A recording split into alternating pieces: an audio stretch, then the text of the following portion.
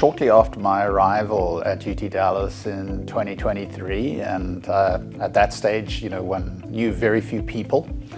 And Dr. Dennis Kratz was one of the very first people I met. And from the outset, this is a person that just impresses you. He's a classical scholar, both literally in terms of what he studied, but in terms of when we have an image of an academic, Dennis is it. He's such a widely read, widely informed individual, and you just are captivated by him.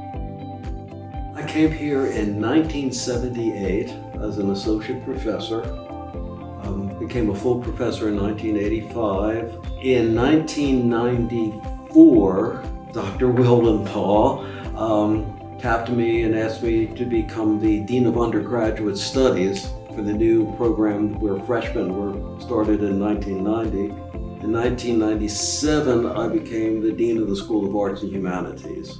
And I served as Dean until 2019. The president asked me instead to build on the China Studies program that I'd started as Dean and to create and be the director of a Center for Asian Studies.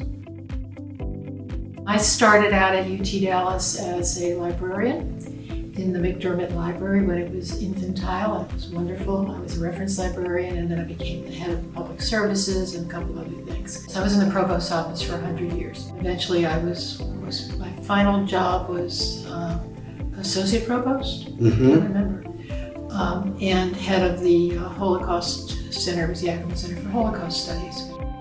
Yeah, they had this idea of providing an endowment to help the college bring somebody that would be appealing to students.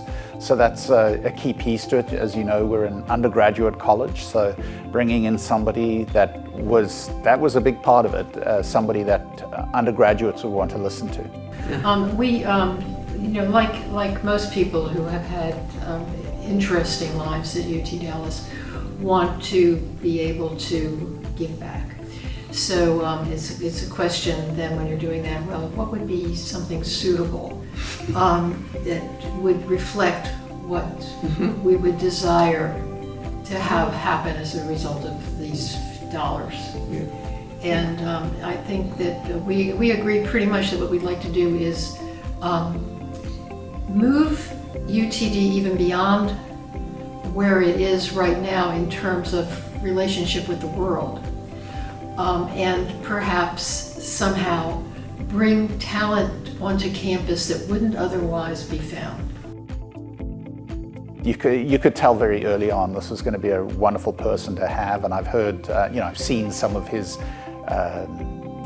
YouTube videos of him giving talks and things, and then just the topic. He wrote this book, Why We Die. And I just thought, who isn't interested in that? It's like the ultimate question, if you will. One of the great certainties of life. And I just thought that would be something that would have broad appeal as well. And it's a way to also help, if you will, bring the honors college more central into the university. So this is something, students that come into honors benefit all schools at the university. And similarly, having a talk like this, it's got wide impact, wide interest. We'd clearly like to see others be attracted to support it and build that endowment to the point that if the students decide to bring someone too expensive, that the university will be able to do it. We'd like to see Collegium 5 lecture as a lecture that transcends, as we said, academic limits and has enough support that it will transcend who we like to bring.